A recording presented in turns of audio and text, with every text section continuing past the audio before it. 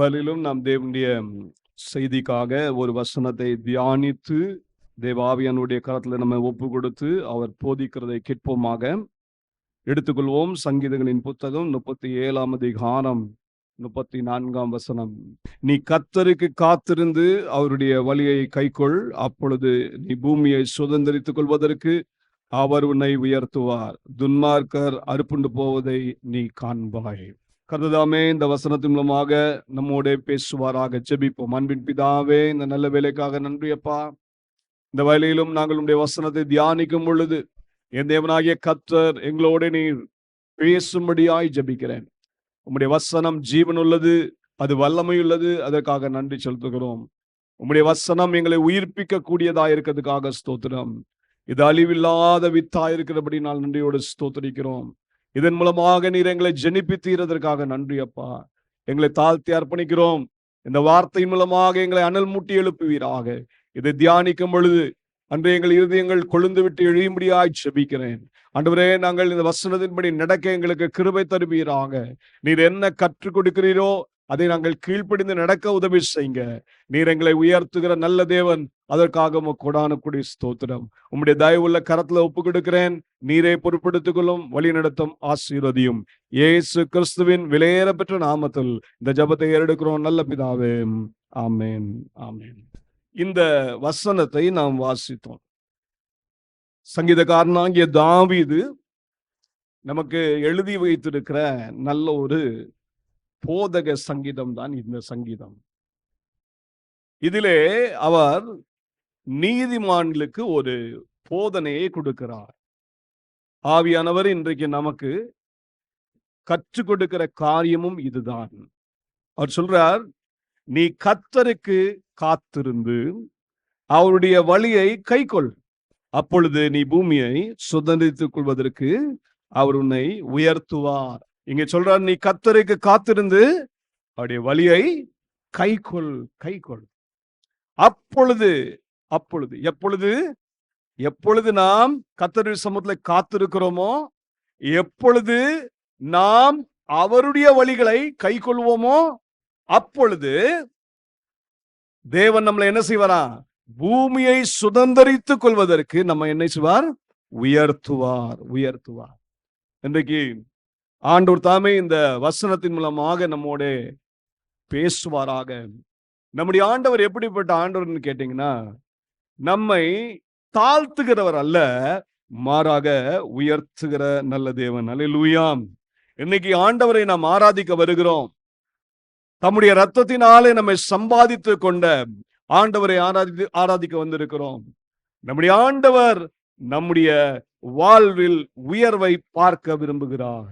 அவர் சொல்றாரு, நான் உன்னை உயர்த்துவேன். ஒரு மனிதன் அல்ல, நானே உன்னை உயர்த்துவேன். இன்னைக்கு ஆண்டவருக்கு பிரியமாக நாம் நடக்க ஆரம்பிச்சிட்டோம்னா தேவன் நம்மை உயர்த்த சித்தம் கொண்டவராயிருக்கிறார். இஸ்ரவேலை ஆசீர்வதிப்பதே என் தேவனுடைய பிரியமாயிருக்கிறது. அது அவருடைய வாஞ்சியாயிருக்கிறது. நீங்க தேவ பிள்ளைகளே, நாம் தேவனை ஆராதிக்க வந்திருக்கிறோம். நம்முடைய வாழ்விலே உயர்வுகள் காணாதபடிக்கு அநேக நேரங்களில் நாம் சஞ்சலப்படுகிறோம். அதனால ஆண்டவர் சொல்றாரு, நான் உன்னை உயர்த்துவேன். நம்ம உயர்வு என்று நினைத்தாலே உலக பிரகாரமான உயர்வை மாத்திரம் நினைத்து விடக்கூடாது. தேவன் நம்மை பூமியை சுதந்திரித்துக் கொள்வதற்கு நம்மை உயர்த்துகிறவராயிருக்கிறார். அப்படி என்றால் என் ஆண்டவராகிய கர்த்தர் நமக்கென்று ஒரு நல்ல ஒரு ராஜ்யத்தை ஆயத்தம் பண்ணி வைத்திருக்கிறார். ஒரு அசைவில்லாத ராஜ்யத்தை ஆயத்தம் பண்ணி வைத்திருக்கிறார். என் ஆண்டவராகிய கர்த்தர் நமக்கென்று ஒரு வாசஸ்தலத்தை அவர் ஆயத்தம் பண்ணுகிறார். ஒரு நல்ல ஒரு ராஜ்யத்தை நமக்காக வைத்திருக்கிறார். அந்த ராஜ்யத்தை நாம் சுதந்திரித்துக் கொள்ளும்படிக்கு என் தேவனாகிய கர்த்தர் நம்மை உயர்த்த வல்லவராகவே இருக்கிறார். நாம் பரலோகத்தை சுதந்திரிக்க நாம் அழைக்கப்பட்டிருக்கிறோம். அல்லேலூயா. நாம் ஒளியின் ராஜ்யத்திலே நாம் பிரவேசித்திருக்கிறோம் இயேசு கிறிஸ்துவின் மூலமாக. ஆகவே ஒன்றின் நினைவில் வைத்துக் கொள்ளுங்கள், தேவன் பூமியை சுதந்திரித்துக் கொள்வதற்கு நம்மை உயர்த்துவார் என்றால் ஏதோ இந்த உலகத்தை நாம் சுதந்திரித்துக் கொள்வதற்காக தேவன் உயர்த்துவார் என்றல்ல. இந்த உலகத்திலையும் தேவன் நமக்கு நல்ல ஒரு உயர்வை கட்டளையிடுவார். அதற்கு மேலாக என் தேவனாகிய கர்த்தர் தாம் நமக்கு ஆயத்தம் பண்ணி இருக்கிற அந்த ராஜ்யத்தை சுதந்திரித்துக் கொள்வதற்கு தேவன் நம்மை உயர்த்த வல்லவராகவே இருக்கிறார். ஹல்லேலூயா. இன்னைக்கு நீங்க அந்த உயர்வை பெற்றுக்கொள்வதற்காக பிரயாசங்கள் எடுக்க வேண்டும். அப்படி என்றால் நானும் நீங்களும் என்ன செய்யணும்? நாம் செய்ய வேண்டியது கர்த்தர் சமூகத்துல காத்திருந்து காத்திருந்து அவருடைய வழிகளை கை கொள்ள வேண்டும். அப்ப கர்த்தர் சமூகத்துல காத்திருக்கிற பிள்ளைகள் எப்படிப்பட்டவர்களாய் இருப்பார்கள் என்பதை உங்களுக்கு சுட்டி காட்டிவிட்டு அவர்களை எவனமாக தேவன் உயர்த்த போகிறார் என்பதையும் இங்கே உங்களுக்கு நினைவுபூட்ட விரும்புகிறேன். கர்த்தருக்கு காத்திருக்கிற பிள்ளைகள், அவருடைய வழிகளை கை கொள்ளுகிற பிள்ளைகளுக்கு சில பெயர்கள் உண்டு. என்ன பெயர்கள்? முதலாவது ஒரு பெயரை உங்களுக்கு காட்டுகிறேன். அது என்ன? வாசியுங்கள். சங்கீதங்களின் புத்தகம் 89ஆம் அதிகாரம், அதனுடைய 19ஆம் வசனம், 20ஆம் வசனம். அப்பொழுது நீர் உம்முடைய பக்தனுக்கு தரிசனமாகி சகாயம் செய்யத்தக்க சக்தியை ஒரு சௌரியவான் மேல் வைத்து ஜனத்தில் தெரிந்து கொள்ளப்பட்டவனை உயர்த்தினேன். என் தாசனாகிய தாவீதை கண்டுபிடித்தேன். என் பரிசுத்த ஸ்தலத்தினால் அவனை அபிஷேகம் பண்ணினேன். என் கை அவனோடே உறுதியாயிருக்கும். என் புயம் அவனை பலப்படுத்தும். கர்த்தருக்கு காத்திருக்கிற பிள்ளைகளை, கர்த்தருடைய வழியை கைக்கொள்ளுகிற பிள்ளைகளை என் தேவனாகிய கர்த்தர் பூமியை சுதந்திரிக்கும்படியாய் உயர்த்துகிறவராய் இருக்கிறார். அந்த மனிதன் எப்படிப்பட்ட மனிதன் என்று சொன்னார்? முதலாவது, அவன் தேவனால் தெரிந்து கொள்ளப்பட்ட ஒரு மனிதன். நீங்களும் நானும் தேவனால் தெரிந்து கொள்ளப்பட்ட பிள்ளைகளாக காணப்படுகிறோமா? தாவீதை தேவனாகிய கர்த்தர் தம்முடைய மகனாக, தம்முடைய ஊழியனாக, தம்முடைய தாசனாக தெரிந்து கொண்டார். இன்னைக்கு நீங்களும் நானும் தெரிந்து கொள்ளப்பட்ட பிள்ளைகளாக காணப்பட வேண்டும். தாவீதை குறித்து எவ்வளவு அழகாக சொல்லப்பட்டிருக்குது பாருங்க. தாவீதை என் தேவனாகிய கர்த்தர் என்ன செய்வார்? தெரிந்து கொள்ளப்பட்டவனை என்ன செஞ்சாராம்? உயர்த்தினார். அவர் சமஸ்த இஸ்ரவேல் ராஜ்யத்தையும் அவர் ஆளுகை செய்தார். தம்முடைய ஜனங்களுக்கு நீதி செய்தார். தம்முடைய ஜனங்களுக்கு நன்மை செய்தார். அந்த அளவுக்கு என் தேவனாகிய கர்த்தர் தாவீதை உயர்த்தினார். அந்த தாவீதின் சிங்காசனத்தை தேவன் அழிய விடவே இல்லை. அந்த தாவீதின் சிங்காசனம் இன்றைக்கும் பூத்து அது இன்றும் நிலை நிற்கிற ஒரு சிங்காசனமாய் காணப்படுகிறது. காரணம் என்ன தெரியுமா? தாவீது எப்படிப்பட்ட மனிதன் என்று கேட்டீங்கன்னா, தேவனால் தெரிந்து கொள்ளப்பட்ட ஒரு மனிதன். இன்னைக்கு நீங்களும் நானும் தேவனால் தெரிந்து கொள்ளப்பட்ட ஜனங்களாய் காணப்படுகிறோமா? தேவனால் தெரிந்து கொள்ளப்பட்ட ஜனங்களை கர்த்தர் உயர்த்துகிறவராய் இருக்கிறார். என் ஆண்டவராகிய கர்த்தர் நம்மை முதலாவது அழைக்கிறார். இந்த அழைப்புக்கு பேர் என்ன? பரம அழைப்பு, பரிசுத்த அழைப்பு. என் தேவன் தம்முடைய மிகுந்த இரக்கத்தினாலும் மிகுந்த கிருபையினாலும் நம்மை அழைத்தார். ஆண்டவர் சொன்னாரு, வருத்தப்பட்டு பாரம் சுமக்கிறவனே நீ என்னிடத்தில் வா, நான் உனக்கு இளைப்பாறுதல் தருவேன் சொல்லி அருமையா கூப்பிட்டார். அந்த அழைப்புக்கு யாரெல்லாம் கீழ்ப்படிந்தார்களோ, அந்த பரம அழைப்புக்கு யாரெல்லாம் அப்படியே தங்களை அர்ப்பணித்தார்களோ, அவர்களை என் தேவனாகிய கர்த்தர் தெரிந்து கொண்டார். அதனால்தான் ரோமர் 8ஆம் அதிகாரத்துல வாசிக்கிறீர்கள், என் தேவனாகிய கர்த்தர் என்ன செய்திருக்கிறார்? நம்மை முன்குறித்திருக்கிறார். வாசியுங்கள். ரோமர் 8ஆம் அதிகாரம், அதனுடைய 29ஆம் வசனம். தம்முடைய குமாரன் அநேக சகோதரருக்குள்ளே முதற் பேரானவராய் இருக்கும் பொருட்டு தேவன் எவர்களை முன் அறிந்தாரோ அவர்களை தமது குமாரனுடைய சாயலுக்கு ஒப்பாய் இருப்பதற்கு முன் குறித்திருக்கிறார். எவர்களை முன் குறித்தாரோ அவர்களை அழைத்தும் இருக்கிறார். எவர்களை அழைத்தாரோ அவர்களை நீதிமான்களாக்கியும் இருக்கிறார். எவர்களை நீதிமான்களாக்கினாரோ அவர்களை மகிமைப்படுத்தியும் இருக்கிறார். நல்ல கவனிங்க. என் தேவனாகிய கர்த்தர் நம்மை முன் குறித்த தேவன் நம்மை அழைத்த தேவன் நம்ம என்ன செஞ்சிருக்காரு? நீதிமான்களாய் நம்மை மாற்றி இருக்கிறார். இப்ப நீதிமான்களை உங்களை தெரிந்தெடுத்திருக்கிறார். அல்லேலூயா. தெரிந்தெடுத்த தேவன் அந்த நீதிமானை என்ன செய்யறாரா? மகிமைப்படுத்தியும் இருக்கிறார். உங்களை உயர்த்துகிற நல்ல தேவன். அப்போ நீங்களும் நானும் எப்படி இருக்கணும் கேட்டீங்கன்னா, தெரிந்து கொள்ளப்பட்ட பிள்ளைகள்ல நம்ம அதுல உறுதியாய் தரித்திருக்க வேண்டும். இன்னைக்கு அநேக நேரங்களில் தேவன் நம்ம அழைக்கும் போது நம்ம கீழ்ப்படுகிறோம். கீழ்ப்படினதுனால்தான் என்ன செய்யறோம்? ஆண்டவர்ட்ட நம்முடைய பாவத்தை அறிக்கை செய்து, இயேசுவே என் பாவத்தை மன்னியும், என்ன நம்முடைய பிள்ளையா மாற்றும் என்று கேட்கிறோம். கேட்ட உடனே அந்த அந்த நேரத்துல தேவன் நம்முடைய பாவத்தெல்லாம் மன்னித்து பரிசுத்தமாக்கி நம்முடைய பிள்ளையாக மாற்றுகிறார். நாமும் என்ன செய்கிறோம்? ஆண்டவரோடு ஒரு உடன்படிக்கை பண்ணுகிறோம். எப்படி? ஞான ஸ்நானத்தின் மூலமாக தண்ணீரில் மூழ்கி பிதா குமாரன் பரிசுத்தாவின் நாமத்தினால் ஞான ஸ்நானம் பெறுகிறோம். ஞான ஸ்நானம் பெற்ற நாம் சபையிலே சேர்த்துக் கொள்ளப்படுகிறோம். இப்ப நம்ம தெரிந்து கொள்ளப்பட்ட சந்ததி, தெரிந்து கொள்ளப்பட்ட ஜனம். இது வரைக்கும் கரெக்ட். அதுக்கு அடுத்த லெவல்ல நம்ம என்ன செய்யறது இல்ல, போகிறது இல்ல. என்ன போகிறது இல்ல? தெரிந்து கொள்ளப்பட்டவர்கள் தெரிந்து கொள்ளப்பட்டவர்களுக்கு ஏற்ற ஒரு வாழ்க்கை வாழ்வதில்லை. தெரிந்து கொள்ளப்படுகிறோம். தெரிந்து கொள்ளப்பட்ட பிறகு நாம் கற்றுக்கொள்ள ஆயத்தமா இல்லை. ஆண்டவராகிய இயேசு கிறிஸ்து ஒரு அழைப்பை கொடுத்தாரு. அழைப்பை கொடுத்த உடனே சொல்லிட்டாரு, என்கிட்ட வா, உன்னுடைய பாரத்தெல்லாம் நான் நீக்குவேன், உனக்கு இளைப்பாறுதல் தருவேன் சொன்னாரு. சொல்லிட்ட பிறகு அடுத்ததை இன்னொன்னு ஒரு காரியத்தை சொல்றாரு. மத்தேயு 11:29 நான் சாந்தமும் மன தாழ்மையுமா இருக்கிறேன், என் நுகத்தை உங்கள் மேல் ஏற்றுக்கொண்டு என்னிடத்தில் கற்றுக்கொள்ளுங்கள், அப்பொழுது உங்கள் ஆத்மாவுக்கு இளைப்பாறுதல் கிடைக்கும். நல்ல கவனிங்க. அழைப்பு கொடுத்துட்டு அப்படியே நம்ம விட்டுறல. அழைப்பு கொடுத்த தேவன் அந்த அழைப்புக்கு யாரெல்லாம் கீழ்ப்படிந்தாங்களோ அவங்களை தேவன் தெரிந்து கொண்டார். தெரிந்து கொண்டவர்களை பார்த்து இப்ப சொல்றாரு, என் நுகத்தை நீ ஏற்றுக்கொள், உன் நுகத்தை என்கிட்ட கொடுத்துரு, என்னுடைய சமூகத்துல வந்து என்கிட்ட கற்றுக்கொள். கற்றுக்கொள். இந்த கற்றுக்கொள்கிற அனுபவம் தான் தெரிந்து கொள்ளப்பட்டவன் செய்ய வேண்டிய காரியம். தெரிந்து கொள்ளப்பட்டவன் நிர்விசாரமாய் வாழ்வான் என்றால், தேவன் அவனை எந்த நோக்கத்தோடு அழைத்தாரோ, எந்த நோக்கத்தோடு தெரிந்து கொண்டாரோ, அந்த தெரிந்து கொள்வதையும் அவன் அறிய முடியாது, அந்த நோக்கத்தையும் அவன் பூர்ணப்படுத்த முடியாது. தாவீதை நன்றாக கவனியுங்கள். தாவீதை உயர்த்தினார். காரணம் என்ன? அவன் தெரிந்து கொள்ளப்பட்ட தாசன் தான், அபிஷேகம் பண்ணப்பட்ட தாசன் தான். ஆனா அந்த தாசன் என்ன சிரம செய்தான்? ஒவ்வொரு நாளும் ஆண்டவரை பார்த்து சொன்னான். தாவீது எப்பவுமே ஜெபிக்கிற ஒரு ஜெபம், ஆண்டவரே உமக்கு பிரியமானது செய்யும்படி எனக்கு கற்றுத்தாரும், போதித்தருளும். Lord teach me to do your will. தெரிந்து கொள்ளப்பட்ட பிள்ளைகள் கற்றுக்கொள்ள வேண்டும், கற்றுக்கொள்ள வேண்டும். ஆகவேதான் தேவன் உங்களை சபையிலே கொண்டு சேர்க்கிறார். சபையில கொண்டு சேர்க்கிறது நோக்கம் என்ன? நீங்கள் தேவ சமூகத்துல காத்திருந்து தேவனுடைய வார்த்தையை பெற்றுக்கொண்டு அந்த வார்த்தையை உங்கள் வாழ்க்கையில கடைபிடிக்க வேண்டும். கடைபிடிக்கும் போது என்ன நடக்கும் கேட்டீங்கன்னா, உங்க வாழ்க்கையில ஒரு சுபாவ மாற்றம் ஏற்படும். தெரிந்து கொள்ளப்பட்ட பிள்ளைகளுக்கு தேவன் ஒரு பெரிய லக்கு வைத்திருக்கிறார்.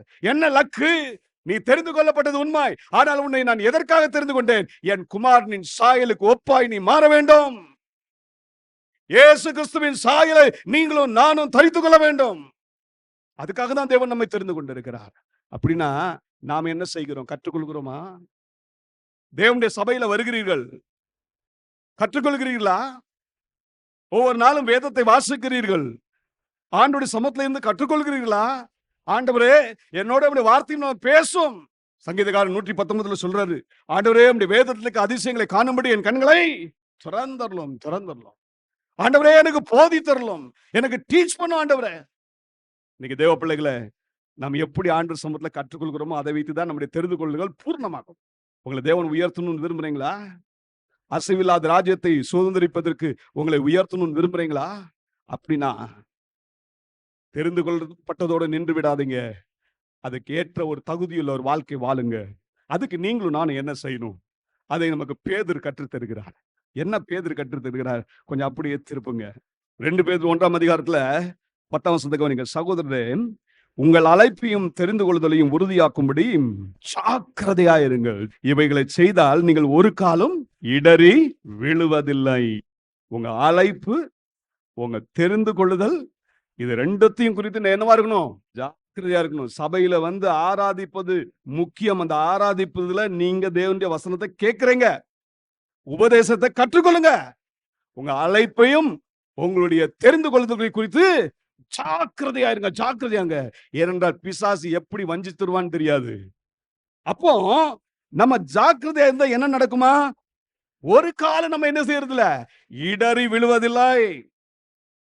இப்படி நீங்க ஜாக்கிரதையா இருந்து நீங்க இடறி விழாம இருந்தீங்கன்னா ஒண்ணு நடக்கும். என்ன நடக்கும்? 11 சொல்ற, இவ்விதமாய் நம்முடைய கர்த்தரும் இரட்சகருமாகிய இயேசு கிறிஸ்துவினுடைய நித்திய ராஜ்யத்துக்கு உட்படும் பிரவேசம் உங்களுக்கு பரிபூர்ணமாய் அளிக்கப்படும். இப்ப தேவன் உங்களை பூமியை சுதந்திரிக்கும்படி உயர்த்துகிறவராயிருக்கிறார். தேவனுடைய ராஜ்யத்துக்குள்ளே, அசைவில்லாத அந்த ராஜ்யத்துக்குள்ளே, அந்த நித்திய ராஜ்யத்துக்குள்ளே ஒரு பிரவேசம் உங்களுக்கு பரிபூர்ணமாய் அளிக்கப்படுகிறதுன்னா எந்த அளவுக்கு தேவன் உங்களை உயர்த்தி இருக்கிறான்னு கவனிங்க. ஆனா அதுக்கு நீங்களும் நானும் என்ன செய்யணும்? ஆகவேதான் 10ஆம் வசனத்தை ஆரம்பிக்கும் பொழுது எப்படி ஆரம்பிக்கிறார் கவனிங்க. ஆகையால். எப்படி? ஆகையால். இதுக்கு முன்னாடி ஏதோ சம்திங் செய்யணும்னு சொல்றாரு. செஞ்சாதான் இது கிடைக்கும். அப்போ இதுக்கு முன்னாடி உள்ள வசனத்தை நீங்க கவனித்தீங்கன்னா, தேவன் உங்களையும் என்னையும் தம்முடைய மகிமையினாலும் காருண்யத்தினாலும் நம்மை அழைத்திருக்கிறார். ஒன்று தெரிந்து கொள்ள வேண்டும். அப்போ அழைத்திருக்கிற அந்த அறிவை நாம் பெற்றவர்கள், அதனாலே ஜீவனும் தேவ பக்திக்கும் வேண்டிய யாவற்றையும் அந்த அறிவினாலே பெற்றுக்கொள்கிறோம். நமக்கு அதை பரிபூர்ணப்படுத்துவதற்கு தேவன் தம்முடைய திவ்ய வல்லமையை தந்தருளி இருக்கிறார். எதுக்காக தந்தருளி இருக்கிறார்? இதெல்லாம் அவருடைய திவ்ய சுபாவத்துல நம்ம என்ன ஆகணும்? பங்குள்ளவர்களாய் மாறணும். இதுதான் ஆண்டவருடைய நோக்கம். அசைவில்லாத ராஜ்யத்தின் மேல ஆசை இருக்கு. இயேசு கிறிஸ்துவின் நித்திய ராஜ்யத்தின் மேல ஆசை இருக்கு. ஆனா தெரிந்து கொள்ளப்பட்ட தேவ பிள்ளையே, நீ திவ்ய சுபாவத்தை குறித்து அறிவில்லாமல் இருப்பாய் என்றால், அந்த திவ்ய சுபாவத்தை நான் பங்கடைய வேண்டும் என்ற வாஞ்சை இல்லாமல் இருப்பாய் என்றால், எப்படி அந்த ராஜ்யத்துக்குள்ள பிரவேசிக்க முடியும்? எப்படி தேவன் உயர்த்த முடியும்? அப்போ தெரிந்து கொள்ளப்பட்ட ஒரு மனிதன் ஒரு காரியத்தை கற்றுக்கொள்ள வேண்டும். தேவன் நமக்கு எல்லாவற்றையும் கொடுத்திருக்கிறார். அவருடைய மகிமையினாலே காருண்யத்தினால உங்களை அழைத்திருக்கிறார். அந்த அறிவு உங்களுக்கு ஒரு காரியத்தை கற்றுக் கொடுக்கிறது. அது என்ன கற்றுக் கொடுக்கிறது? அவருடைய ஜீவனுக்கும் தேவ பக்திக்கும் தேவையான எல்லாவற்றையும் அவருடைய திவ்ய வல்லமை எனக்கு தருது. அந்த திவ்ய வல்லமையினால நான் என்ன ஆகிறேன்? அவருடைய திவ்ய சுபாவத்திலே பங்குள்ளவர்களாய் மாறுறேன். அதுக்கு நான் என்ன செய்யணும்? அந்த திவ்ய வல்லமை நமக்கு என்ன கற்றுக் கொடுக்கிறது தெரியுமா? என்ன கற்றுக் கொடுக்கிறது? முதலாவது சிலதுல ஜாக்கிரதையா இருக்கும்படி கற்றுக் கொடுக்குது. 5ஆம் வசனத்தை கவனிங்க. எப்படி இருக்க நீங்கள் அதிக ஜாக்கிரதை உள்ளவர்களாய் உங்க விசுவாசத்தோட தைரியத்தோட ஞானத்தோட இச்சடக்கத்தோட பொறுமையோட தேவ பக்தியோட சகோதர சிநேகத்தோட அன்பையும் கூட்டி வழங்குங்கள். எப்படி? கூட்டி வழங்குங்க. இந்த கூட்டி வழங்குறது இருக்குது பாத்தீங்களா? இது ஏதோ ஒரு நாள்ல நடக்கிற வேலை இல்ல. தினந்தோறும் தேவ சமூகத்துல தேவ பாதத்துல அமர்ந்து காத்திருந்து கற்றுக்கொள்ளும் போதுதான் இது நடக்கும். தினந்தோறும் தேவன்கிட்ட கற்றுக்கொள்றீங்க, அதே நாள்ல அதை கடைபிடிக்கவும் ஆயத்தமாயிருங்க. அவருடைய வழிய கைக்குள்ள ஆரம்பிச்சிருங்க. விசுவாசத்தின் தான் நம்முடைய ஆரம்பமே. விசுவாசத்தினால்தான் நம்ம வாழ்க்கை ஆரம்பமாகுது. தேவன் மேல் வைக்கும் விசுவாசத்தினால்தான் நாம் கிருபையை கொண்டு, தேவனுடைய கிருபையை கொண்டு என்ன செய்யும்? ரட்சிக்கப்பட்டிருக்கிறோம். கிருபையினால விசுவாசத்தை கொண்டு ரட்சிக்கப்பட்டீர்கள். ரட்சிக்கப்பட்ட உடனே என் ஆண்டவராகிய கர்த்தர் உங்களுக்கு ஒரு நல்ல விசுவாசத்தை கொடுக்கிறாரு. அந்த விசுவாசத்துக்கு பேர் என்ன? மகா பரிசுத்தமான விசுவாசம். இந்த மகா பரிசுத்தமான விசுவாசத்தை நீங்களும் நானும் பெற்றுக்கொண்டோம் இல்லையா? அந்த விசுவாசத்துல நீங்க வளரணும். விசுவாசத்துல வளர்வதற்கு எது தேவை? அதுல கற்றுக்கொள்ள வேண்டிய காரியம் என்ன? ஆண்டுடைய வசனத்தை நீங்க எவ்வளவு தியானிக்கிறீங்களோ அந்த அளவுக்கு தான் விசுவாசம் வளரும். இந்த விசுவாசம் வளர தேவனுடைய வசனத்தை கற்றுக்கொள்ள நீங்க அடுத்த லெவல்ல போகணும். என்ன போகணும்? அவருடைய அந்த தைரியத்தை நீங்க பெற்றுக்கொள்ளணும். என்ன செய்யணும்? தைரியம். இந்த தைரியம் எதனால நமக்கு கிடைக்கிறது? ஆண்டவராக இயேசு கிறிஸ்துவின் ரத்தத்தினால் மாத்திரமே கிடைக்கிறது. ஆண்டவராக இயேசு கிறிஸ்து நமக்காக ரத்தம் சிந்தி நம்மளை பரிசுத்தமாக்குனது மாத்திரமல்ல, அவருடைய ரத்தம் தெளிக்கப்படுதலுக்கு என்று தேவன் நம்மை அழைத்திருக்கிறார். அந்த ரத்தம் தெளிக்கப்படுதல் எதை குறிக்கிறது? ஒரு உடன்படிக்கையின் ஜீவியத்தை குறிக்கிறது. அப்படி என்றால் நீங்க எப்பொழுதுமே ஞாபகத்தில் வைத்துக் கொள்ளணும், கற்றுக்கொள்கிற தேவ பிள்ளை ஏதோ வேதத்தை வாசித்தோம், ஏதோ தியானித்தோம் என்று அல்ல. யான் விசேஷித்தமான தேவ மகன், தேவ மகள் என்று தெரிந்து கொள்ள வேண்டும். நான் உடன்படிக்கையின் பிள்ளை என்று ஒவ்வொரு தேவ பிள்ளையும் அறிந்து கொள்ள வேண்டும். அப்போ நீங்க இயேசு கிறிஸ்துவின் ரத்தம் தெளிக்கப்படுதலுக்கென்று நீங்கள் அழைக்கப்பட்ட பிள்ளைகளாய் இருக்கிறபடினாலே, தேவனுடைய உடன்படிக்கையின் பிள்ளைகளாய் இருக்கிறபடினாலே தேவன் உங்களுக்கு ஒரு தைரியத்தை தருகிறார். என்ன தைரியம் அது? இந்த உலகத்தை வெறுக்க, இந்த உலகத்தை மேற்கொள்ள ஒரு தைரியம், பாவத்தை மேற்கொள்ள ஒரு தைரியம். அந்த தைரியம் என்ன செய்யும் தெரியுமா? உங்களை கிருபாசனத்தண்டையில போய், ஆண்டவரே உம்முடைய கிருபையும் இரக்கத்தையும் எனக்கு தாங்க என்று சொல்லி ஆண்டுடைய பாதத்துல அமர்ந்திருக்க வைக்கும். நீங்க எந்த அளவுக்கு கிருபாசனத்தண்டையில போறீங்களோ அந்த அளவுக்கு தான் நீங்க இந்த உலகத்துல ஒரு வெற்றி உள்ள வாழ்க்கை வாழ முடியும். அப்போ விசுவாசம் எதோட கூட்டி சேர்க்கப்படணும்? தைரியம். அந்த தைரியம் என்ன செய்யணும்? அடுத்தது எதோட கூட்டி சேர்க்கப்படணும்? ஞானம். ஞானம் எப்பொழுது தேவ பிள்ளைகளுக்கு வரும்? கர்த்தருக்கு பயப்படும் பயம் இருந்தா மட்டும்தான் வரும், வேற எந்த இடத்துலயும் வராது. அப்ப கர்த்தருக்கு பயப்படும் பயம், தேவனுடைய கற்பனைகளுக்கு நீங்க கீழ்ப்படிய ஆரம்பிக்கும் பொழுது நீங்கள் கர்த்தருக்கு பயப்படுகிறீர்கள் என்று அர்த்தம். வசனத்தை பெற்றுக்கொள்கிறீர்கள். தேவன் உங்களை உடன்படிக்கையின் பிள்ளையா வைத்திருக்கிறார். அவருடைய சமூகத்துல போய் கிருபாசனத்தை சேர்ந்து, ஆண்டவரே எனக்கு கிருபையும் இரக்கம் தாங்க என்று கேட்கிறீங்க. உண்மைதான். அடுத்தது ஆண்டவர் அந்த வசனத்துக்கு நீங்க எவ்வளவு கீழ்ப்படுகிறேன்னு பார்ப்பாரு. அதை வைத்துதான் உங்களுக்கு ஞானம் கூட்டி வழங்கப்படும். அந்த ஞானத்தோடு சேர்ந்து என்ன செய்வீங்க? இச்சை அடக்கம். ஞானம் பெற்ற நீங்கள் தேவ பயத்தோடு வாழும் பொழுது உங்க வாழ்க்கையில சோதனைகளும் பரீட்சைகளும் வரும். ஆனா இச்சை அடக்கம் உள்ளவர்களாய் வாழுங்க. இச்சை அடக்கம் உள்ளவர்களாக. அதுக்கு ஆவியின் அபிஷேகம் உங்களுக்கு தேவை. பரிசுத்த ஆவியின் வல்லமையினால் ஒரு மனிதன் நிரப்பப்படுவான் என்றால் அவன் இச்சை அடக்கம் உள்ளவனாய் இருப்பான். பரிசுத்த ஆவியின் அபிஷேகத்தின் நிறைவு அது எதில் இருக்கிறது? பரிசுத்த ஆவியின் கனியில தான் இருக்கிறது. ஒரு மனிதன் தேவ ஆவியினால் நிரப்பப்படும் பொழுது தேவன் தம்முடைய கனியை தருகிறார். அந்த கனியில பாருங்க, ஒரு முக்கியமான ஒரு அம்சம் என்ன தெரியுமா? இச்சை அடக்கம். நீங்க இச்சை அடக்கம் உள்ளவர்களாய் காணப்படணும். இந்த உலகத்துல வரும் பரீட்சையெல்லாம் நீங்க மேற்கொள்ளணும். தேவ பலத்தோட மேற்கொள்ளணும். தேவன் அதற்கேற்ற பலத்தை தருகிறார். அந்த இச்சை அடக்கத்தோடு என்ன செய்யணும்? பொறுமை. பொறுமை. நம்ம வேகமா ஓடக்கூடாது. விசுவாச ஓட்டத்தை ஓடுறீங்க, எப்படி ஓடணும்னு நமக்கு எபிரேய ஆக்கியம் சொல்லி தராரு. பொறுமையோடு ஓட கடவும். பொறுமையோடு ஓட கடவும். மாம்சத்துல மட்டும் இறங்கிறாதீங்க. அநேக தேவ பிள்ளைகள் தெரிந்து கொள்ளப்பட்டவர்கள் உண்மைதான். ஆனா தங்க வாழ்க்கையில மாம்சத்திலேயே செயல்படுகிறதுனால இந்த பொறுமை இல்லாம காணப்படுறாங்க. நீங்க பொறுமையோடு இருக்கணும். அந்த பொறுமையோட எதை கூட்டி வழங்கணும்? இப்போ தேவ பக்தி. தேவ பக்தியில 2 காரியத்தை நல்லா கவனிங்க. 2 காரியம் என்னது? ஒண்ணு, உங்க வாய் மேல கண்ட்ரோல் இருக்கணும். உங்க நாவு மேல கண்ட்ரோல் இருக்கணும். அதை நீங்க கட்டுப்படுத்த தெரியணும். வாயின் வார்த்தைகள், நம்முடைய வார்த்தைகள் எல்லாம் தேவனுக்கு முன்பாக பிரீதியாய் காணப்பட வேண்டும். அந்த வாயின் வார்த்தைகளை எவ்வளவு நீங்க ஆண்டு சமூகத்துல இருந்து அதை நீங்கள் கண்ட்ரோல்ல வைக்கிறீங்களோ, அந்த நாவை அடக்கி வைக்கிறீங்களோ, அதுதான் உங்க தேவ பக்திய கூட்டும். இன்னொன்னு, நன்மை செய்ய பழகணும். தேவ பக்தியை கூட்டணும் அப்படின்னு சொன்னா நற்கிரியைகளை செய்ய நீங்க பழகணும். திக்கற்றவர்கள், எளியவர்கள், விதவைகள் இவர்களுக்கு உதவி செய்ய பழகணும். அப்போ நம்முடைய வாழ்க்கையில நம்முடைய நாவின் மேல நம்முடைய ஆளுகை இருக்கணும். அந்த ஆளுகை எப்படி கிடைக்கும்? நம்மால செய்ய முடியாது. ஆனா ஆவியானுடைய பலத்தோடு செய்ய முடியும். அது செஞ்சு பாருங்க. நீங்க நற்கிரியைகளை செய்ய பழகுங்க. தேவ பக்தி கூடிக்கொண்டே இருக்கும். இந்த தேவ பக்தி கூடும்போது அடுத்தது என்ன செய்யணும்?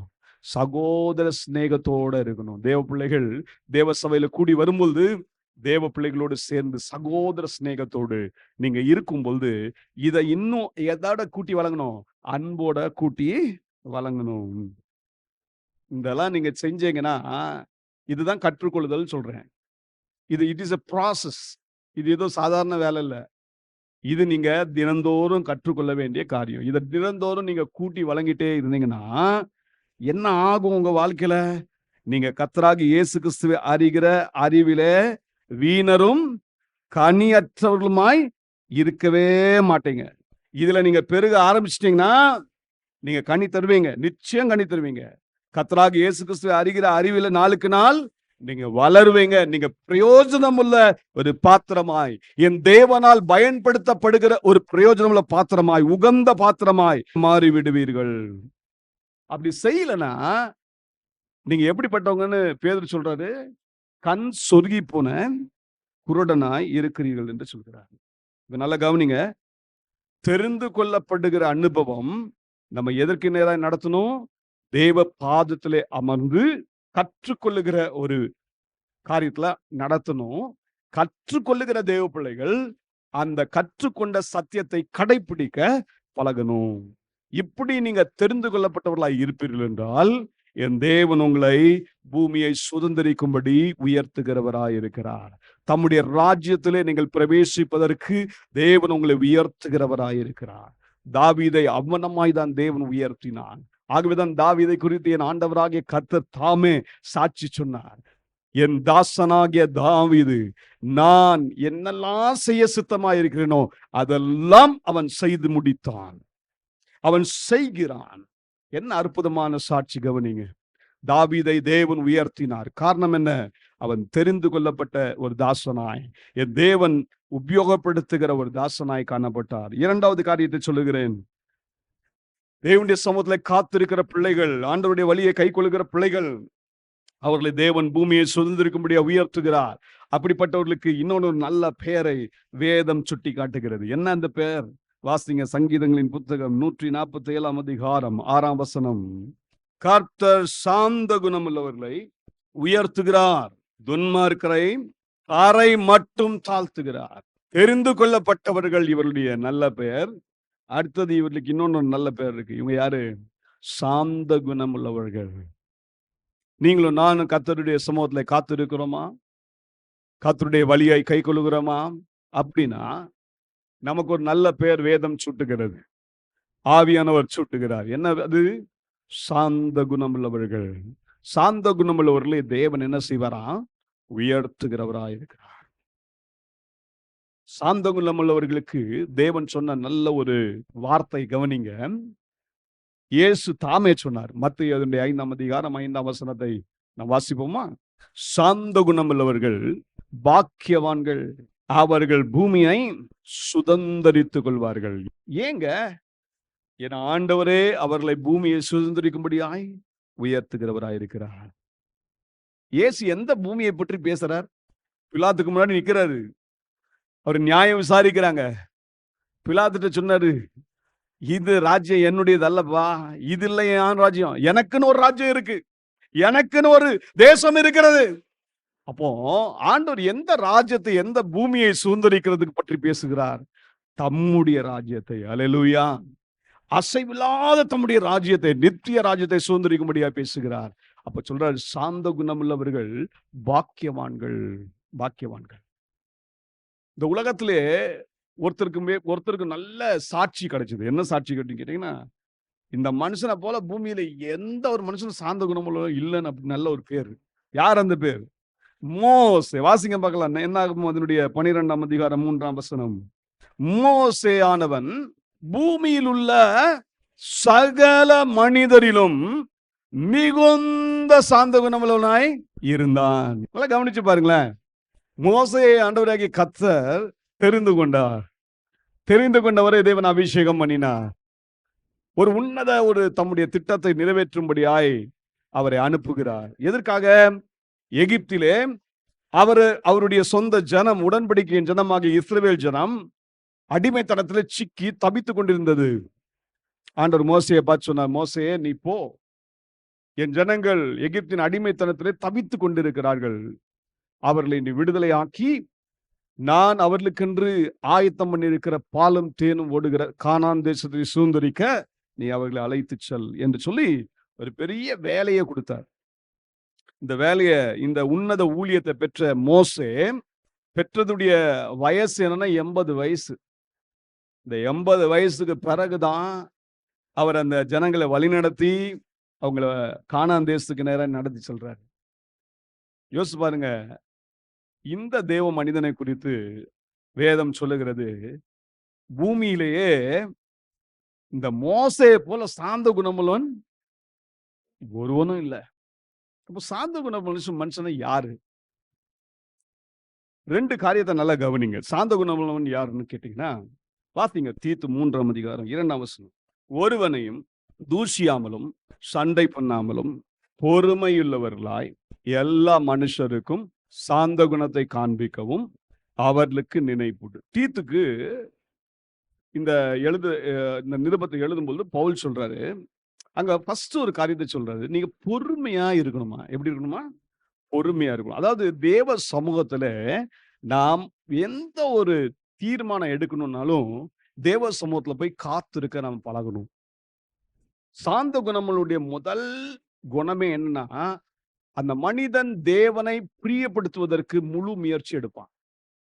தேவன் தான் அந்த மனிதனுடைய மையத்திலே, அவனுடைய தீர்மானத்தின் மையத்திலே காணப்படுவார். அப்போ தேவனை முக்கியத்துவப்படுத்துவார். பொறுமையா இருந்து அநேக காரியங்களை நம்ம டிஸ்டர்ப் பண்ணும். நம்முடைய வாழ்க்கையில நிறைய பிரச்சனைகள் வரும்போது, நம்ம சில நேரங்களில் மாம்சத்துல நிறைய காரியங்கள் நமக்கு யோசனைகள் வரும். ஆனால் கூட நீங்க என்ன செய்யணும்னு கேட்டீங்கன்னா, நீங்க சாந்த குணமுள்ளவர்கள் என்று பெயர் வாங்கணும்னா, நீங்க முதலாவது தேவ சமூகத்துல போய் சமூகத்துல காத்து இருக்க பழகி, ஆண்டவரே இந்த காரியத்தை நான் உம்முடைய சமூகத்துல தெரிவிக்கிறேன், எனக்கு உம்முடைய பலம் தாரும் என்று கேட்கணும். அப்ப சாந்த குணமுள்ளவன் என்ன செய்வான்னு கேட்டீங்கன்னா, தன்னுடைய வாழ்க்கையில பிரச்சனை வராதுன்னு சொல்ல, தன்னுடைய வாழ்க்கையில கோபம் ஊற்றுகிற எல்லா சூழ்நிலை வராதுன்னு சொல்லல. அந்த சூழ்நிலைகள் மத்தியிலே கர்த்தரையே சார்ந்து நிற்பான், கர்த்தருடைய பலத்தை சார்ந்து நிற்பான். அவன்தான் சாந்த குணமுள்ளவன். இரண்டாவது, அந்த காரியத்தை பெற்றவன் அவன் மனிதர்களிடையும் நல்ல நடக்க ஆரம்பிப்பான். மனிதர்களை பிரியப்படுத்துவான்ல, மனிதர்களுக்கு பிரியமாய் நடப்பான். அவ்வளவுதான். அவங்கள பிரியப்படுத்தலாம் மாட்டான், மனிதர்களுக்கு பிரியமா நடப்பான். சாமுவேலை குறித்து வேதம் சொல்லுகிறது, அவன் தேவனுக்கும் மனிதனுக்கும் பிரியமாய் நடந்தான். நல்ல கவனிங்க, இந்த ரெண்டுத்தையும் உடையவன் தான் சாந்த குணம் உடையவன். மோசேயை குறித்து சொந்த அக்கா, அவருடைய அண்ணன் ஆரோன், மிரியாம் அவரை திட்டுறாங்க, கோபப்பட்டு அவருக்கு விரோதமா பேசுறாங்க. ஆனா கூட மோசே எப்படி இருக்காரு? அமைதலா இருக்காரு, மௌனமா இருக்காரு, ஒன்னும் பேசல. ஆண்டவருக்கு தான் கோபம் வந்துருச்சு. அதே என்னாகும் 12ஆம் அதிகாரத்துல இதை வாசிக்கிறீங்க. அப்பதான் ஆண்டவர் சொன்னாரு, மோசைக்கு விரோதமாய் பேசுகிறதுக்கு இந்த துணிகரம் உங்களுக்கு எப்படி வந்தது? யாரை பார்த்து கேட்கிறாரு? ஆரோனை பார்த்து கேட்கிறாரு, மிரியாம பார்த்து கேட்கிறாரு. ஆண்டவர் சொல்றாரு, என் தாசனாகிய மோசே இருக்கிறானே, அந்த தாசனோடு நான் மறைப்பொருளாக ஒன்றும் பேசுறது இல்ல, முகமுகமாக பிரத்யட்சமாக அவன்கிட்ட பேசுறேன். கர்த்தரின் சாயலை என்ன செய்யறான்?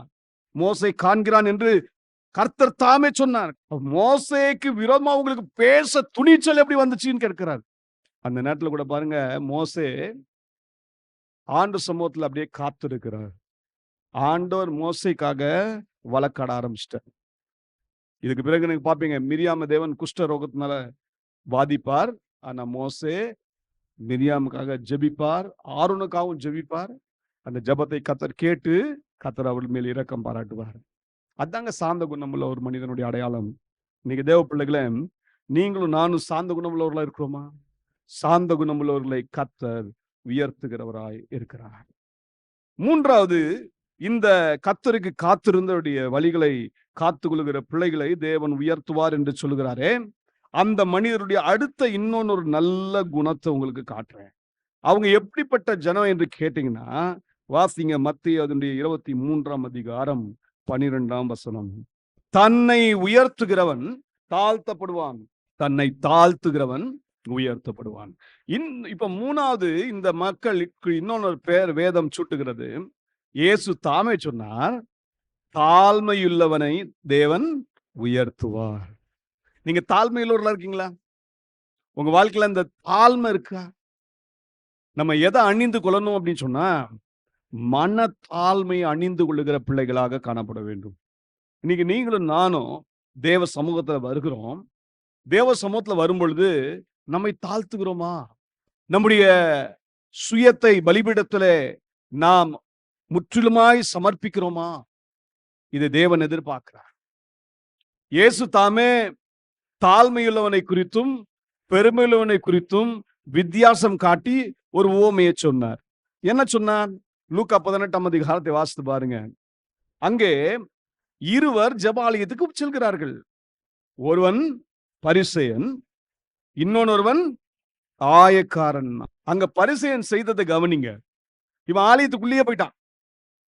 பரிசேயன் நமக்கு எல்லாருக்கும் தெரியும். பரிசேயன்னா வேத வசனத்தை கற்று தேறினவன். அவனுடைய வாழ்க்கை எப்படி காட்டும்னா பயங்கர பக்திமான் காட்டும். இந்த பரிசேயன் எப்படி போறாரு ஆலயத்துக்குள்ள? அப்படியே உள்ள பிரவேசிக்கிறார். ஏன்னா அவருக்கு நினைப்பு, நான் பயங்கரமான நீதிமான். அப்போ அவன் உள்ள போய் என்ன செஞ்சான்? அந்த பரிசேயன் தேவனே, நான் பரிகாரர், அநியாயக்காரர், விபச்சாரக்காரர் ஆகிய மற்ற மனுஷரை போலவும் இந்த ஆயக்காரனை போலவும் இராததினால் உம்மை ஸ்தோத்தரிக்கிறேன்.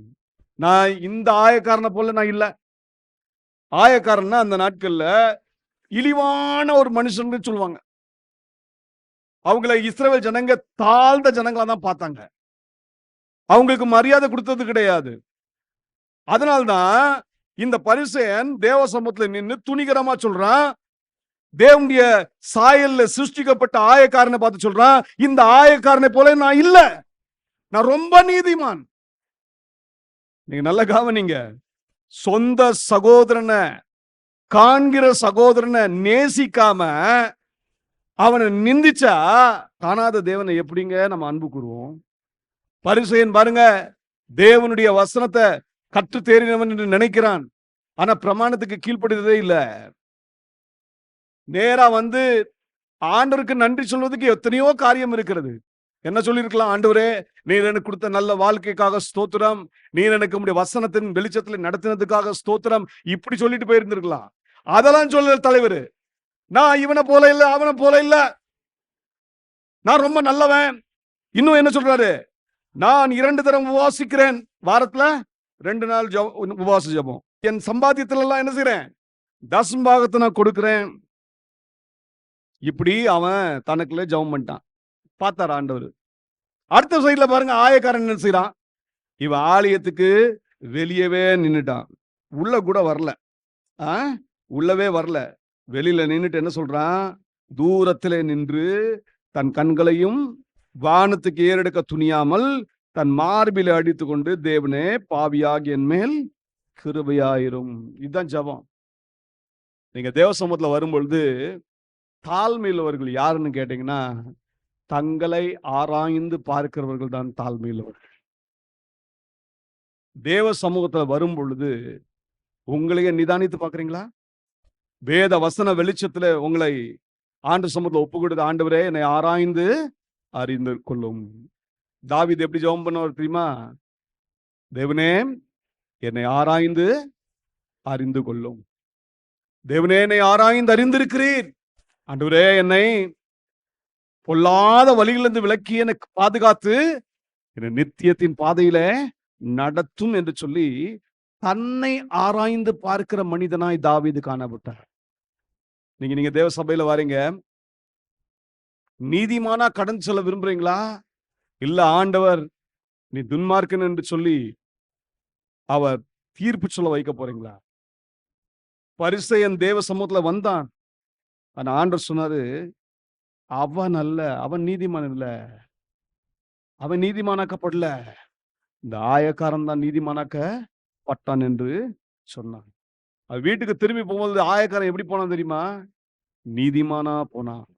நீதிமான் பூமியை சுதந்தித்துக் கொள்வான், தேவன் அவனை உயர்த்துவார். ஏன் அப்படின்னு கேட்டீங்கன்னா, ஆயக்காரன் மற்றவர்களை வைத்து தன்னை கம்பேர் பண்ணவே இல்லை. தன்னை பார்க்கிறான், தேவனுக்கு முன்பாக தன்னை தாழ்த்துகிறான். ஆண்டவரே, என் மேல கிருபையாயிரும், என் மேல கிருபையாகும். நீங்க அநேக ஜனங்கள் தங்களுடைய ஆவிக்குரிய பயணத்திலே தோல்வி அடைவதற்கு காரணம் என்ன தெரியுமா? மற்றவர்களை பார்க்கிற குணம் நிறைய இருக்கு. மற்றவர்களை வைத்து தன்னுடைய ஆவிக்குரிய ஜீவியத்தை அவர்கள் ஒப்பிட்டு பார்க்கிற ஒரு கெட்ட பழக்கம் இருக்கு. இன்னைக்கு ஒரு நாள் அந்த வேலையை செய்யாதீங்க. பரிசுத்த பந்தியை நாம் ஏன் ஆசரிக்கிறோம்? பரிசுத்த பந்தியை ஆசரிக்கும் பொழுது ஒரு மிக முக்கியமான காரியத்தை செய்யறோம், நம்மை நாமே நிதானித்து அறிகிறோம்.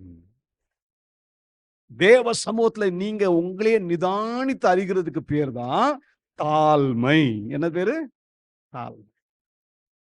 தாழ்மைனா ஏதோ நான் ரொம்ப எளிமையான வஸ்திரத்தை உடுத்தி இருக்கிறேன், நான் கீழே உட்கார்ந்துட்டு இருக்கேன், அதுக்கு மாதிரி மட்டும் தாழ்மை கிடையாது. அதெல்லாம் தாழ்மைன்ற ஒரு வெளிப்பாடு, அவ்வளவுதான். உண்மையான தாழ்மை எங்க வரணும் அப்படின்னு கேட்டீங்கன்னா, நமக்குள்ள வந்துடணும். சுயத்தை தேவ சமூகத்துல அர்ப்பணிக்கணும். ஆண்டவரே, என்னை நிதானித்து பாரும், என்னை நிதானித்து பாரு. உண்மை துக்கப்படுத்துற மாதிரி ஏதாவது செயல் நான் செய்யறேன்னா என்ன மன்னிச்சிரும். உண்மை நான் பிரியப்படுத்த வாஞ்சிக்கிறேன் ஆண்டவரே என்று சொல்லுகிறவன் தான் தாழ்மை உள்ளவன். அப்போ இந்த ஆயக்காரன் ஆலயத்துல வந்து தன்னை தாழ்த்தி தன்னை நிதானித்து பார்த்தான். தேவனுடைய சமூகத்துல தன்னை தன்னை முற்றிலும் அர்ப்பணிச்சு சொன்னா, ஆண்டவரே என் மேல் கிருபை ஆயிரும், என் மேல் கிருபை ஆயிரும்.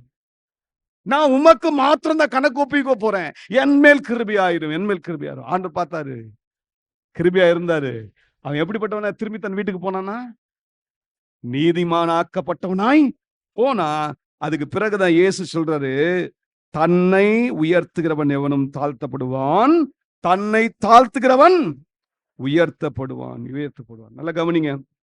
நீங்க தேவனுடைய ராஜ்யத்துல பிரவேசிக்கணுமா, தேவனுடைய ராஜ்யத்தை சுதந்திரிக்க முடிய உயர்த்தப்படணுமா, அப்போ உங்களையே தாழ்த்த பழகுங்கள், தாழ்த்த பழகுங்கள். இந்த உலகத்துல தாழ்மை நம்மை உயர்வுக்கு நேராய் நடத்துகிறதாய் இருக்கிறது. ஒரு வசனத்தை எனக்கு வாசிங்க. யாக்கோபு 4:10. கர்த்தருக்கு முன்பாக தாழ்மைப்படுங்கள், அப்பொழுது அவர் உங்களை உயர்த்துவார். கர்த்தருக்கு முன்பாக, மனிதருக்கு முன்பாக அல்ல, கர்த்தருக்கு முன்பாக தாழ்மைப்படுங்கள். அல்லேலூயா. மனிதனுக்கு முன்பாக நம்ம தாழ்மைப்படலாம், அதனால ஒரு பிரயோஜனம் கிடையாது. மனிதன் முன்பாக நம்மை தாழ்த்துகிறதுல ஒரு பெரிய காரியம் தாழ்த்தணும். ஆனா நம்முடைய உள்ளான இருதயம் யாருக்கு முன்னாடி முதல்ல தாழ்த்தப்படணும் அப்படின்னு கேட்டீங்கன்னா, கர்த்தருக்கு முன்பாக. கர்த்தருக்கு முன்பாக தாழ்ந்துட்டேன்னு வச்சுக்கோங்க, உங்க ஜீவியமே தாழ்மையுள்ள ஜீவியமா தான் இருக்கும். நீங்க தேவனுடைய கிருபையை அளவில்லாமல் பெற்றுக்கொள்வீர்கள். கிருபையை பெற்றுக்கொள்கிற ஒரு பாத்திரமாய் காணப்படுவீர்கள். நீதிமானுடைய சிரசிலே கர்த்தருடைய ஆசீர்வாதம் தங்கும், தங்கும், தங்கும். நீதிமானுடைய சிரசு எப்போ ஆசீர்வாதம், ஆசீர்வாதம் தங்கும்னு கேட்டீங்கன்னா, எந்த நீதிமான் தன்னை தேவ சமூகத்துல தாழ்த்துகிறானோ அந்த நீதிமானுடைய சிரசு மாத்திரமே தேவனுடைய ஆசீர்வாதம் நிரம்பின ஒரு சிரசாய் காணப்படும். தேவனுடைய கிருபையை பெற்றுக்கொள்கிற ஒரு சிரசாய் காணப்படும். இன்னைக்கு நீங்களும் நானும் எப்படிப்பட்டவர்களா இருக்கிறோம். அதனால்தான் பேதுரு நமக்கு அழகாக எழுதி கொடுத்திருக்கிற, வாசிங்க 1 பேதுரு 5:6. ஆகையால் ஏற்ற காலத்திலே தேவன் உங்களை உயர்த்தும்படிக்கு அவருடைய பலத்த கைக்குள் அடங்கி இருங்கள், அடங்கிறீர்கள். தேவன் நம்மளை உயர்த்த விரும்புகிறார். ஆனா நமக்கிட்ட என்ன எதிர்பார்க்கிறாரு? அவருடைய பலத்த கைக்குள்ள நம்ம அடங்கி இருக்கணும்னு எதிர்பார்க்கிறார். நம்ம தாழ்த்தணும்னு தேவன் விரும்புகிறார். நம்ம தாழ்த்த தாழ்த்த தாழ்த்ததான் உயர்வு நம்மை தேடி வரும், நம்மை தேடி வரும். ஆகவே 3வது ஒரு குணாதிசயம் சொன்னேன், தாழ்மையுள்ளவர்களாய் இருங்கள். அப்போ தேவ சமூகத்துல காத்திருந்து அவருடைய வழிகளை கை கொள்ளுகிற மனிதன் எப்படிப்பட்ட மனிதன்? அவன் தாழ்மையுள்ளவன், தாழ்மையுள்ளவன். இன்னும் ஒரு காரியத்தை சொல்றேன். தேவன் ஒரு மனிதனை உயர்த்தணும்னு வாஞ்சிக்கிறார். ஆனா அந்த மனிதன் கர்த்தருக்கு காத்திருக்கிற மகனா இருப்பான் என்றால் அவன்கிட்ட இன்னொன்னு நல்ல குணாதிசயம் நீங்க பார்க்கலாம். என்ன குணாதிசயம் அது? வாசியுங்கள். நீதிமொழிகள் 22:29. தன் வேலையில் ஜாக்கிரதையாய் இருக்கிறவனை நீ கண்டால் அவன் நீசருக்கு முன்பாக நில்லாமல் ராஜாக்களுக்கு முன்பாக நிற்பான், நிற்பான். தன் வேலையில் ஜாக்கிரதையுள்ளவனை நீ கண்டால். ஆண்டவர் என்ன எதிர்பார்க்கிறார்? அடுத்த ஒரு மிக முக்கியமான காரியம் என்னன்னா, கர்த்தருக்கு காத்திருக்கிற பிள்ளைகள், அவருடைய வழிகளை கை கொள்ளுகிற பிள்ளைகள் எப்படிப்பட்டவர்கள் தெரியுமா? உண்மையுள்ள பிள்ளைகள், உண்மையுள்ள பிள்ளைகள். உங்க வேலையில நீங்க ஜாக்கிரதையா இருக்கீங்களா? வேலையில ஜாக்கிரதையா இருப்பீங்கன்னா நீங்க சாதாரண மனிதனுக்கு முன்பாக நிற்க போறதில்லை. தேவன் உங்களை எங்க உயர்த்த போறார்? ராஜாக்களுக்கு முன்பாக உங்களை உயர்த்துகிற தேவனாய் இருக்கிறார். நீங்க தேவனுடைய சமூகத்துல நிற்கிற ஒரு பெரிய பாக்கியத்தை நீங்கள் பெறுவீர்கள். அப்படின்னா உங்க வேலையில நீங்க ஜாக்கிரதையா இருக்கீங்களா? தேவன் உங்களுக்கு கொடுத்திருக்கிற பொறுப்புல உண்மையா இருக்கீங்களா? தேவன் இதை நம்மிடத்திலிருந்து எதிர்பார்க்கிறார். தானியேல் என்ற ஒரு பக்தன் இருந்தார். இந்த தானியேல் ஒரு அடிமையாக பாபிலோன் தேசத்திலே சிறைப்பிடிக்கப்பட்டு கொண்டு போகப்பட்டார். ஒரு நல்ல வாலிபன், கர்த்தருக்கு பயந்த ஒரு மனிதன், ராஜ குலத்தான். அப்படிப்பட்ட தேவதாசன் அந்த பாபிலோன்ல சென்ற பிறகு கூட ஆண்டவருக்கு உண்மையா ஜீவிக்கிறார். ஒரு விசை பாபிலோன் ராஜா ஒரு கட்டளை கொடுத்தார். என்ன கட்டளை அது? கொஞ்சம் எடுத்துக்கொள்ளுங்கள். தானியேலின் புத்தகம், அது 1:3. அப்பொழுது இஸ்ரவேல் புத்திரருக்குள்ளே ராஜ குலத்தார்களிலும் துறை மக்களிலும் யாதொரு மாசும் இல்லாதவர்களும் அழகானவர்களும் சகல ஞானத்திலும் தேறினவர்களும் அறிவில் சிறந்தவர்களும் கல்வியில் நிபுணரும் ராஜாவின் அரண்மனையிலே சேவிக்க திறமையுள்ளவருமாகிய சில வாலிபரை கொண்டு வரவும் அவர்களுக்கு கல்தேரின் எழுத்தையும் பாஷையையும் கற்றுக் கொடுக்கவும் ராஜா தன் பிரதானிகளின் தலைவனாகிய அஸ்பேனாசுக்கு கற்பித்தான் என்று ஒரு கட்டளை கொடுக்கப்பட்டது. அதனால என்ன செய்யறாங்க, அடிமைகளாக கொண்டு வரப்பட்ட யூத மக்கள்ல ராஜ குலத்தை சார்ந்தவர்களை தெரிந்தெடுத்தாங்க. அதுலதான் தானியேலும் தேர்ந்தெடுக்கப்படுகிறார். இது ராஜாவின் கட்டளைனால பிரதானி கூட ரொம்ப மிகவும் ஜாக்கிரதையோட இந்த வேலையை செய்யறார். இவங்களுக்கு ட்ரைனிங் கொடுத்து இவங்களுக்கு நல்ல கற்பித்த பிறகு, இவங்களுக்கு நல்ல ஞானத்தெல்லாம் கல்தேரின் எழுத்துக்கள் எல்லாம் சொல்லி கொடுத்த பிறகு, இவங்களை யார் முன்னாடி வந்து கொண்டு நிப்பாட்டணும்? பிரதானிக்கு என்ன கட்டளை கொடுத்தாரு? என் சமூகத்துல வந்து கொண்டு வந்து நிப்பாட்டணும்னு சொல்லி ஒரு கட்டளை கொடுத்தாரு. இதுக்குள்ள அவங்களுக்கு நல்ல சாப்பாடுலாம் நல்லா கொடுத்து பண்றாங்க. சாப்பாடு அவ்வளவு பெரிய விஷயம். அதனால சாப்பாடுக்கு அவ்வளவு மகத்துவம் இருக்கு.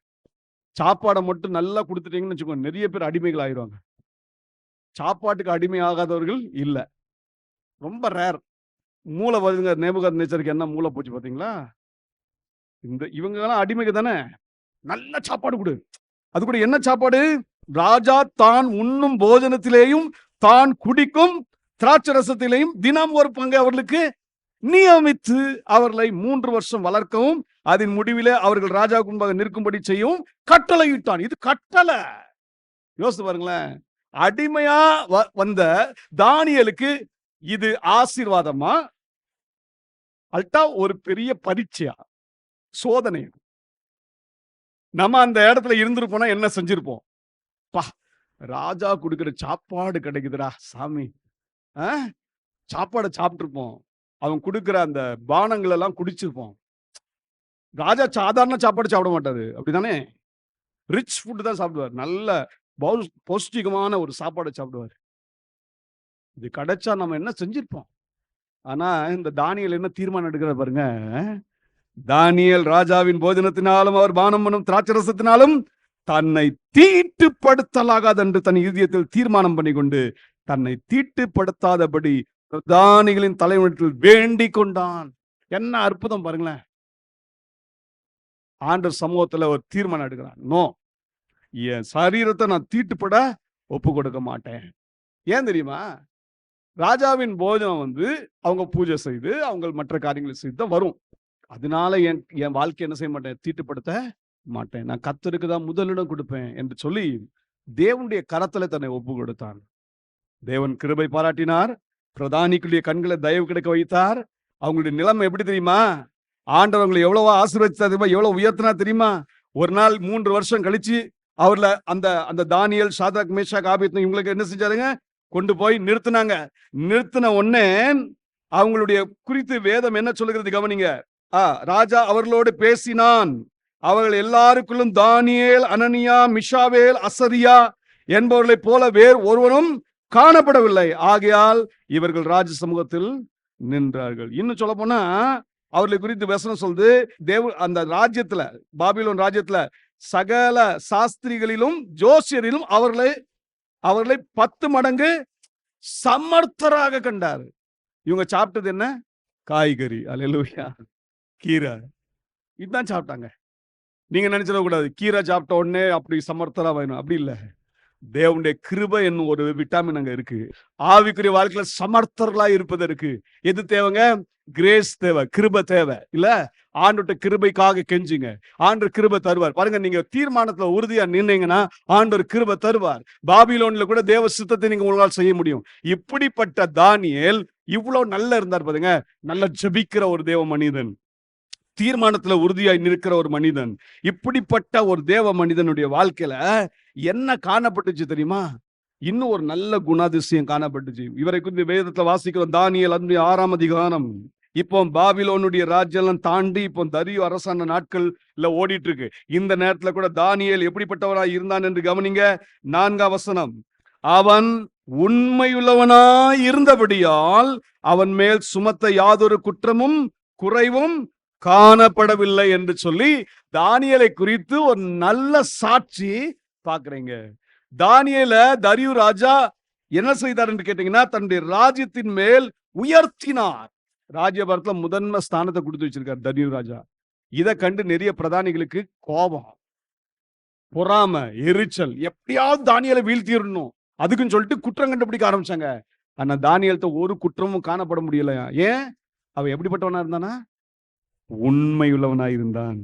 தரியு அரசாண்ட நாட்களிலே தரியுவினுடைய அரண்மனையிலே ஒரு பெரிய முதன்மை பொறுப்பை ராஜா கொடுத்திருக்கிறாரு. அந்த பொறுப்பை எப்படி நிறைவேற்றுகிறான்னு கேட்டீங்கன்னா, அப்படியே உண்மையா உண்மையா. இன்னைக்கு தேவ பிள்ளைகளே, தேவன் உங்க கரங்களை பொறுப்பை கொடுத்திருக்கிறாரு. இந்த பொறுப்புல நீங்க உண்மையா இருக்கீங்களா? யோசித்து பாருங்க. உங்க பொறுப்புல உண்மையா இருக்கீங்களா? வீட்டிலே தேவன் உங்களுக்கு ஒரு பொறுப்பை கொடுத்திருக்கிறாரு. நீங்க கணவனாக, மனைவியாக, பிள்ளைகளாக இருக்கிறீங்க. கணவனுக்கு ஒரு பொறுப்பு, மனைவிக்கு ஒரு பொறுப்பு, பிள்ளைகளுக்கு ஒரு பொறுப்பு. நீங்க தேவ பிள்ளைகளா மாறின பிறகு ஆண்டவர் கொடுத்த பொறுப்புல உண்மையா இருக்கீங்களா? அதை செய்வதுல துரிதம் காட்டுங்களா? ஜாக்கிரதையா இருக்கீங்களா? புத்தியுள்ள ஸ்திரீ தன் வீட்டை கட்டுகிறாள், அப்படிதானே? வாசிங்க நீதிமொழிகள் 31ஆம் அதிகாரம். அந்த ஸ்திரீயை குறித்து, அந்த மனைவியை குறித்து சொல்லப்படுற நல்ல ஒரு சாட்சி என்னன்னு கவனிங்க.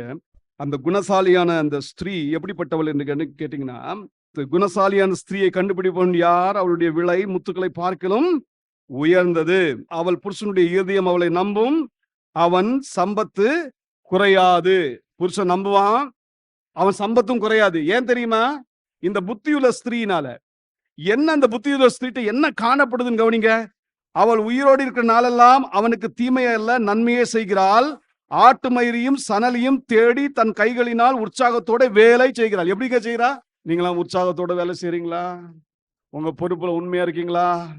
அவள் வியாபார கப்பல்களை போல் இருக்கிறாள். தூரத்தில் இருந்து தன் ஆகாரத்தை கொண்டு வருகிறாள். எங்கிருந்து கொண்டு வர ஆகாரத்தை? நமக்கெல்லாம் எங்க வேணும்? பக்கத்திலேயே வேணும். பக்கத்திலேயே வாங்கி கொடுத்தா எல்லாம் செய்வோம். பொறுப்புல உண்மையா இருங்க. தூரத்துல இருந்து கூட ஆகாரத்தை கொண்டு வருவா. அதோட இருட்டோடு எழுந்து தன் வீட்டாருக்கு ஆகாரம் கொடுத்து தன் வேலைக்காரிகளுக்கு படி அளிக்கிறார். படி அளக்கிறாள் பாருங்க, என்ன அற்புதம் பாருங்களேன். விடியற் காலத்துல எழும்புறா. இன்னைக்கு அநேக பிள்ளைகள் வீட்டுல என்ன செய்யறது இல்ல, காலையில எழுந்து வேலை செய்யறது இல்ல.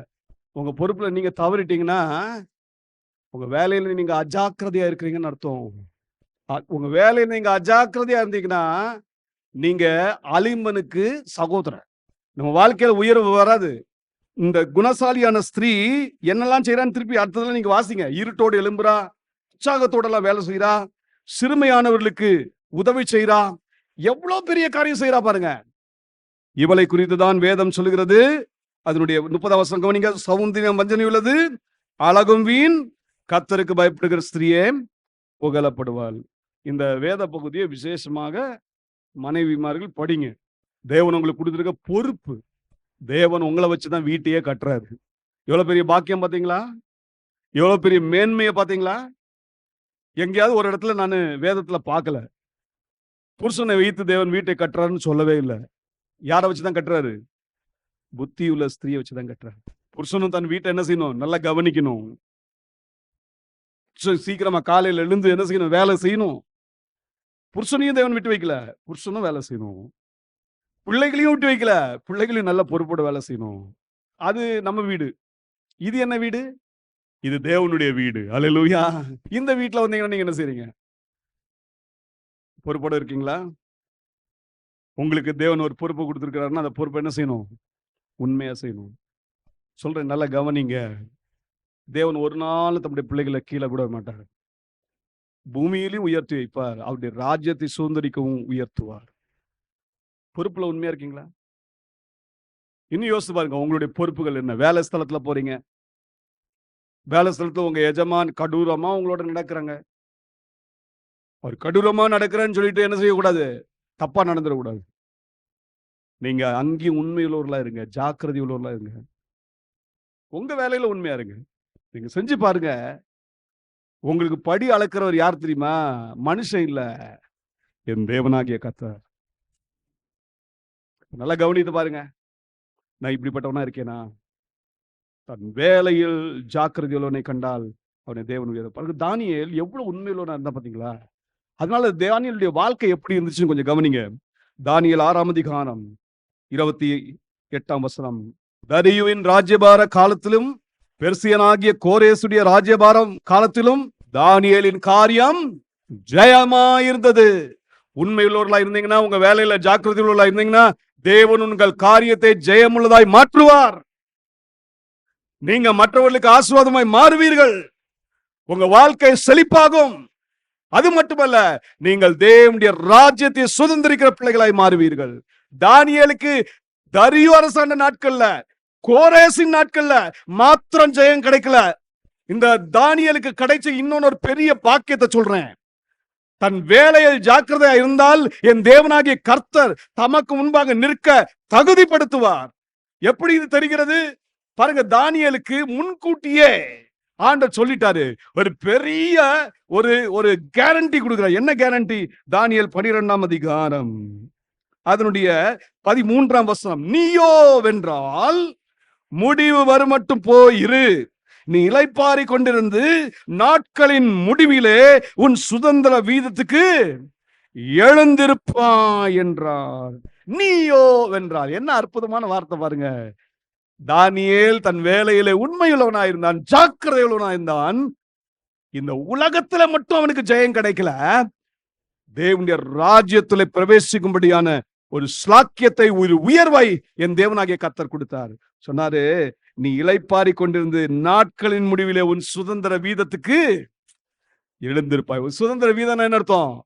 தேவனுடைய ராஜ்யம், அசைவில்லாத ராஜ்யத்துல நீ இருப்பாய், அது சுதந்திரித்துக் கொள்வாய். இன்னைக்கு நமக்குடைய பாக்கியம் என்ன தெரியுமா? இயேசு கிறிஸ்துவோடு நம்மை ஆண்டவர் உடன் சுதந்திரவாளியாய் மாற்றி இருக்கிறார். ஆனா நீங்க இந்த சுதந்திர வீதத்துல பங்கு கொள்ளணும்னா, இந்த பூமியில இருக்கும் நாட்களிலே, நீங்க வாழ்கிற இந்த நாட்களிலே, உங்கள் விசுவாச பயணத்திலே, உங்கள் வேலையில நீங்கள் ஜாக்கிரதையா இருக்கணும், நீங்க உண்மையுள்ளவர்களா இருக்கணும், பொறுப்பில உண்மையுள்ளவர்களா இருக்கணும். இதை நீங்க செஞ்சாதான் என் ஆண்டவர் அவருடைய சுதந்திரத்திலே பங்கு கொள்ளும்படியாய் தேவன் உங்களுக்கு அனுகிரகம் பாராட்டுவார், உயர்த்துவார். நீங்கள் பெறப்போகிற சுதந்திரத்துக்கு பேர் என்ன சுதந்திரம் தெரியுமா? அழியாத, மாசற்ற, வாடாத சுதந்திரம். அது அந்த சுதந்திரத்தை நீங்கள் பெற போகிறீர்கள். அந்த அளவுக்கு தேவன் உங்களை உயர்த்த போகிறார். அப்படின்னா நீங்க எப்படி தேவ சமூகத்துல நீங்க பொறுப்புல உண்மையா இருக்கிறீங்க என்பது கவனத்திற்குரியது. உங்க கையில ஒரு பொறுப்பை கொடுத்திருக்கிறாரு, அந்த பொறுப்புல உண்மையா இருக்க. இந்த 4 காரியத்தை மாத்திரம் தான் இன்னைக்கு சொல்லி நான் முடிக்க விரும்புறேன். கர்த்தருக்கு காத்திருந்து அவருடைய வழிகளை கை கொள்ளுகிறவன் எவனோ அவனை என் தேவனாகிய கர்த்தர் பூமியை சுதந்திரிக்கும்படி அவரை உயர்த்துகிறவராயிருக்கிறார். அப்போ கர்த்தருக்கு காத்திருந்தவருடைய வழிகளை கை கொள்ளுகிறவன் எப்படிப்பட்ட மனிதன்? அவன் தேவனால் தெரிந்து கொள்ளப்பட்டவன். 2வது, அவன் சாந்த குணமுள்ளவன். 3வது, அவன் தாழ்மையுள்ளவன். 4வது, அவன் உண்மையுள்ளவன், தன் வேலையில் ஜாக்கிரதையாய் இருக்கிறவன். இப்படிப்பட்ட கிருபைகளை தேவன் நமக்கு தருவாராக.